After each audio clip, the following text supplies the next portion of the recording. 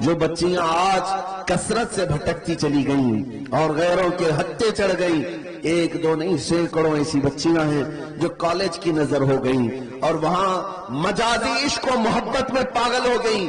انہیں وقتی طور پر کچھ نوجوانوں کے چہرے بہت خوبصورت لگنے لگ جاتے ہیں۔ یہ شیطان ہے، شیطان ہے۔ حدیث پاک میں ہے النظرۃ سہم من سہام الشیطان، یہ آنکھوں کا جو ایک بار ملاپ ہوتا ہے شیطان کے تیروں میں سے ایک تیر ہے۔ عورتوں کو چاہیے تھا کہ اپنی نگاہیں نیچی رکھتی، لیکن تم جن نوجوانوں کا ہاتھ پکڑ کر کے یہ سمجھتی ہو میری قوم چھوٹتی ہے تو چھوٹنے دو، ماں باپ کا منہ کالا ہوتا ہے تو کالا ہونے دو، میری قوم مجھے تانے مارتی ہے تو مارنے دو، مگر میں اپنی محبت کے پیچھے جاؤں گی، یہ ساری باتیں کہاں سے آ رہی ہے؟ یہ دنیا میں فلموں میں دکھا رہی ہے، یہ سیریل میں دکھایا جا رہا ہے کہ محبت کا مطلب یہ ہے کہ سب سے لڑائی لڑ لو، ماں سے بھی لڑ لو، باپ سے بھی لڑ لو، سارے معاشرے سے لڑ لو، لیکن ایک بے حیائی کو تم کر جاؤ۔ یہ دنیا یہی تو دکھا رہی ہے، اور بچے ہمارے یہی سمجھتے ہیں کہ ہم کو بھی ایسا ہی کرنا ہے۔ اس کو یہ سمجھتے ہیں ایک جنگ ہے، محبت کی جنگ لڑ رہے ہیں۔ نادانو، یہ محبت کی جنگ نہیں ہے، یہ بے حیائی اور ننگا پن ہے۔ تمہیں اتنی بھی خبر نہیں جس ماں نے اپنے خون جیسے دودھ کو تمہارے حلق میں 2 سال تک ڈالا اور رات رات جاگ کر کے تمہاری تربیت کرتی رہی، وہ باپ جو پورا دن بھر تمہارے لیے پسینے بہاتا تھا، اور تجھے خبر بھی نہیں ہے کتنی عیدیں، کتنی ایسے تہوار آئے جب وہ اپنی خوشی چھوڑ کر تمہارے لیے لباس لاتا رہا، تمہارے لیے چھوٹے چھوٹے کھلونے دیکھتا رہا۔ اس باپ کی بھی تمہیں ذرا برابر خبر نہیں، اس ماں کی بھی نہیں۔ ایک لڑکی کو میں نے دیکھا، اس کا باپ ہارٹ اٹیک کا مریض تھا، ہارٹ اٹیک آ بھی گیا، جب وہ بچی کسی اور کا دامن پکڑ کر بھاگ رہی اور پولیس میں آ کر کہتی ہے نہیں مجھے کرنا ہے تو اسی سے کرنا ہے، میرا باپ ڈھونگ کر رہا ہے، میرا باپ ڈھونگ کر رہا ہے۔ ایک اور لڑکی وہ کہتی ہے میں نے سمجھایا کہ بیٹا اپنے باپ کی تو سن لے، تیرا باپ تو اکلوتی ہے وہ مر جائے گا۔ وہ لڑکی کہتی ہے مر جا رہا ہے تو مرنے تو، ان کی زندگی ویسی بھی ختم ہونے والی، مجھے اپنی جوانی جینے دیجیے آپ۔ اللہ کی پناہ، میں وہاں سے ہٹ گیا۔ ایک اور خاتون ہے وہ کہتی ہے میں نے پوچھا کیا ایسا نظر آ گیا تجھے؟ سال 18 گزر رہے ہیں ابھی تیرے عمر کے، اتنی جلدی کیا اچھا لگ گیا؟ کہتا ہے کہتی ہے مجھے اس نے 5000 کا جوڑا دلایا، میرے باپ نے کبھی دلایا نہیں تھا۔ تجھے پتہ نہیں پوری زندگی اس نے خون سینچ سینچ کر کے تجھے جوان کیا۔ آج تیری پیشانی پر تیرے باپ کی کتنی امیدیں رکھتی ہیں پتہ ہے؟ مجھے ان نوجوان لڑکیوں پر ترس آتا ہے، تم سارے لوگوں کو ٹھکرا کر کے جاتی ہو، لیکن کیا تم یہ سمجھتی ہو کہ اللہ تعالیٰ کی مدد تمہارے ساتھ آئے گی؟ اللہ اس کے رسول تم سے راضی ہوں گے؟ میرے آقا صلی اللہ تعالیٰ علیہ وسلم نے ماں باپ کی طرف دکھا کر کے کہا اے مسلمانوں یہی تمہاری جنت بھی ہے، یہی تمہاری دوزخ بھی، ان کو راضی کرو تو جنت، ان سے غداری کرو گے تو دوزخ ہے۔ کتنے ماں اور باپ بلکتے رہ جاتے ہیں اپنی بیٹیوں کے نام پر۔ دلی کے ایک صاحب ہیں، انہوں نے مجھے ایک لسٹ بھیجی تھی، کئی وہ لڑکیاں ہیں جو ان غیر مسلموں کے ہتھے چڑھ گئیں محبت میں آ کر۔ ہوا کیا جانتے ہیں؟ ایک دو نہیں، میرے پاس ان کا ڈیٹا موجود ہے۔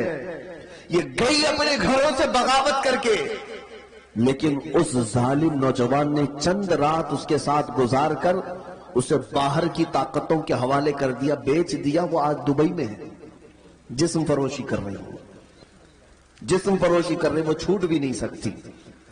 ان لڑکیوں نے جو اپنے احوال بھیجے ہیں خون کے آنسو نکلتے ہیں، وہ رو رہی ہے اور کہتی ہے اب ہمارے پاس کوئی ٹھکانہ ہی نہیں، اس نے بھی ہمیں ٹھکرا دیا اور ہم تو اپنے ماں باپ کو ویسے ہی چھوڑ کر کے آئے تھے، جائیں تو کہاں جائیں۔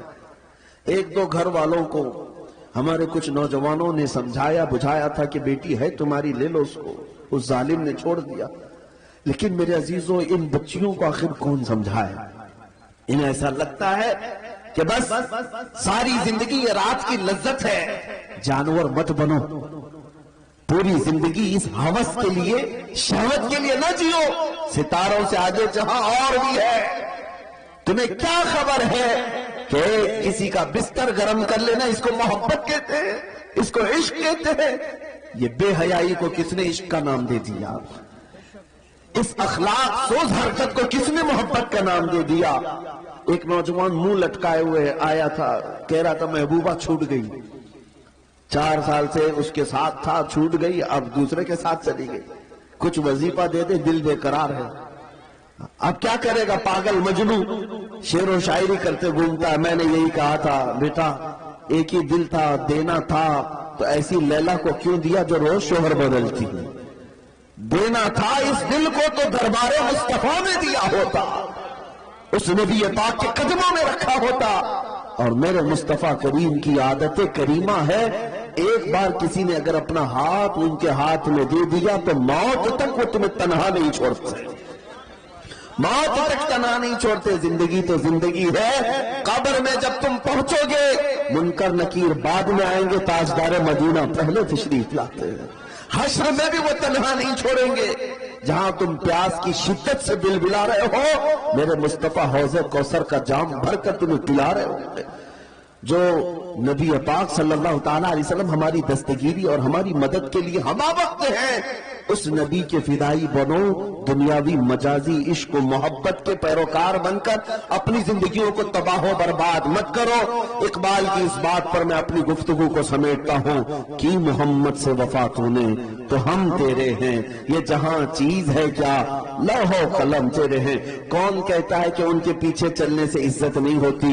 میرے عزیزو، مجھ جیسے ایک حقیر آدمی کو دیکھو، آج جو دنیا ہمارے اوپر ٹوٹ پڑتی ہے یا آپ ہمیں چھونے کے لیے دیکھنے کے لیے آتے ہیں تو اس لیے نہیں آتے کہ ہم کوئی بڑے زمیندار ہیں یا کوئی نیتا جی ہیں یا کوئی بڑی پارٹی کے کاریہ کرتا ہے، نہیں، سب کو پتا ہے صرف اور صرف یہ عزت اسی لیے ہے کہ یہ نبی پاک کی غلامی میں جی رہا ہے۔ یہ ناز یہ انداز ہمارے نہیں ہوتے، جھولی میں اگر ٹکڑے تمہارے نہیں ہوتے، جب تک کہ مدینے سے اشارے نہیں ہوتے روشن میری قسمت کے ستارے نہیں ہوتے۔ اے نوجوانوں، تم سب کے لیے میرا پیغام ایک ہی ہے، بک جائیے بے دام ہی بازار نبی میں، بے دام ہی بک جائیے بازار نبی میں، اس شان کے سودے میں خسارے نہیں ہوتے۔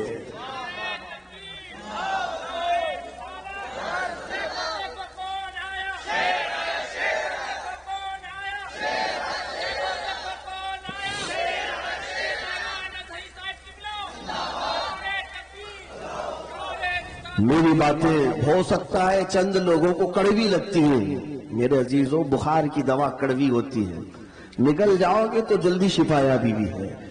ہاں میری باتوں کا برا نہ مانو، لیکن اگر میں نے کہیں آپ کے اوپر سخت جملے رکھے ہیں تو صرف اور صرف اس لیے کہ یہ میرا درد ہے۔ تم میرے مصطفیٰ کے غلام ہو، اگر میں تمہیں نہ بولوں تو کس کو بولوں؟ اگر تمہارے اندر اخلاق برے آتے ہیں تو تکلیف صرف ہمیں نہیں رسول اللہ کو ہوتی ہے۔ کب تک میرے نبی پاک کو تکلیف پہنچاؤ گے؟ اللہ کے نبی تو یہ فرماتے ہیں کہ اگر تمہارے تلووں میں کانٹا بھی چبھے تو اس کا درد مجھے ہوتا ہے، میرے آقا فرماتے ہیں۔ اور جب تم کسی شراب کے اڈے پر بیٹھے ہو، جب تمہارے ہاتھوں میں تاش کے پتے آئے، جب تمہاری زبان نشہ کر رہی ہو تو میرے مصطفیٰ تمہیں دیکھ کر کیا محسوس کر رہے ہوں گے؟ میرے آقا صلی اللہ تعالیٰ علیہ وسلم جب تمہاری طرف نظر فرمائیں گے تو ان پر کیا گزرے گی؟ کم سے کم میرے نبی کا خیال کرو۔ حضور پاک کے لیے میں اتنی باتیں کر رہا ہوں، باقی میرا کیا رشتہ ہے آپ سے؟ میں کون ہوتا ہوں تمہیں ڈانٹنے والا؟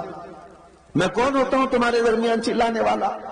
صرف اس لیے کہ میرے آقا صلی اللہ تعالیٰ علیہ وسلم کو ہم راحت اور سکون کی خبریں تو پہنچا سکے۔ حضور نے فرمایا ہر جمعرات کو میری پوری امت کے اعمال فرشتے میرے پاس پیش کرتے ہیں، میں سب کے اعمال دیکھتا ہوں، ہفتہ بھر تم نے کیا کیا حضور سنتے ہیں، فرشتے ساری باتیں لے جا کر پہنچاتے ہیں ہر ہفتے۔ کبھی احساس ہوا کہ ہر جمعرات کو ہمارے کون سے اعمال حضور کے پاس گئے ہوں گے؟ جب فرشتے یہ کہہ رہے ہوں گے کہ آقا آپ کا فلاں امتی دن رات لہو میں کھو رہا تھا، کھیل کود میں گزار رہا تھا، لڑکیوں کے بیچ عیاشیاں کر رہا تھا، تو حضور پاک پر کیا بیتتی ہوگی؟ ہمارے باپ کے پاس اگر کوئی آ کر کے ہماری شکایت کرے تو ہم اسے بھی پسند نہیں کرتے، ہم کہتے ہیں ابا کو بتانا مت۔ لیکن نبی پاک کو جب فرشتے بتا رہے ہوں گے تو حضور صلی اللہ تعالیٰ علیہ وسلم پر کیا گزرے گی؟ اس لیے میرے عزیزو یہ باتیں جو میں نے کی ہیں انشاءاللہ العزیز آج ہمارا جلسہ اسی پر کامیاب ہوگا. ہم جب جان دینے کی بات کرتے ہیں نبی پاک سے، نبی پاک کے لیے، تو کیا میرے مصطفیٰ کے لیے میں آپ سے پوچھتا ہوں جب حضور کی عزت کی بات آئے گی اپنی گردن لے کر تیار ہیں؟ سب کا جذبہ یہ ہے، ہمارا بچہ جوان بوڑھا یہی کہتا ہے یا رسول اللہ یہ ایک جان کیا ہے اگر ہو کروڑوں، تیرے نام پہ سب کو وارا کروں میں، حبیب خدا کا نظارہ کروں میں، دل و جان ان پر نثارہ کروں میں. سب کا یہ جذبہ مجھے پتا ہے، لیکن اے میرے عزیزو میں نہ آج تمہاری جان مانگنے آیا، نہ میں تمہاری گردن مانگنے آیا، نہ تمہارا خون مانگنے آیا، بس اتنی بھیک ضرور مانگنے آیا ہوں جو قوم اپنے نبی کے لیے گردن دے سکتی ہے، چند عیاشیوں اور گناہوں کو مصطفیٰ کے نام پہ چھوڑ کے نہیں سکتی. چھوڑیں گے انشاءاللہ العزیز. آج سے یہ عہد کر کے اٹھیں گے کہ میں اب اللہ نے جو کان دیے سنوں گا تو حضور کی نعتیں سنوں گا. زبان سے میں کبھی غلیظ کلمات، گالی گلوچ اور گانے نہیں گاؤں گا. اگر میری زبان کھلے گی تو اس بات کے ساتھ میں سو جاؤں یا مصطفیٰ کہتے کہتے، کھلے آنکھ میری صلی اللہ کہتے کہتے.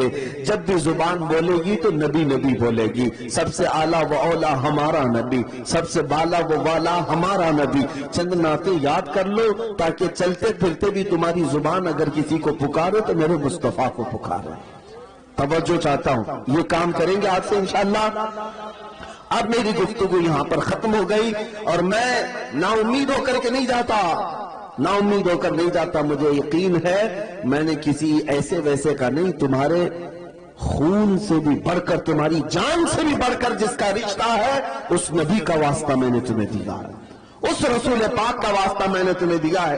اور مجھے پتا ہے کہ نوجوان ہمارے گناہ تو کر سکتے ہیں لیکن اپنے نبی کو دھوکہ کبھی نہیں دے سکتے، اپنے نبی کو دھوکہ نہیں دے سکتے. بے وفائی ہم حضور کے ساتھ کبھی نہیں کریں گے. اب اخیر میں چند باتیں آپ سے کہتا ہوں. ٹھیک ہے یہ ہمارے اعمال تھے، اس کی اصلاح ضروری تھی اس لیے مجھے کہنا پڑا، لیکن پھر بھی اے مسلمانوں اگر تمہارے اعمال جیسے بھی ہو جائیں خوف اور ڈر اپنے سینے میں مت لانا. ہندوستان میں رہ رہے ہو نا، آپ میں سے کوئی پاکستان سے آیا ہے؟ پاکستان والا چھپ چھپ کر کے پھرے مجھے کوئی پکڑے گا. ارے جس زمین کے ہم برسوں سے وارث ہیں، یہ زمین آج کے 5 سالہ نشیڑی لوگوں کی نہیں ہے، یہ ہمارے باپ آدم علیہ السلام کی زمین ہے یا نہیں ہے؟ تو بھیک مانگی ہوئی زمین نہیں ہے، نہ ہی ہم چوری چپاٹی کرتے ہوئے ڈکیتی ڈالتے ہوئے یہاں آ کر کے قبضہ کیے ہوئے. تو ڈر کس بات کا، خوف کس بات کا؟ اپنی زمین پر رہ رہے ہیں تو آج کے بعد خوف سے نہیں جئیں گے انشاءاللہ، خوف سے نہیں جئیں گے. اگر یہ ظالم کتے کہیں کسی کو ظلم کے ساتھ پکڑتے بھی ہیں تو میرے عزیزوں ڈرنے کی ضرورت نہیں. یہ عہد کر کے اٹھنا کہ گردن جائے گی تو اللہ اکبر کے نام پہ جائے. ہم حسینی کردار کو زندہ کر کے جائیں گے.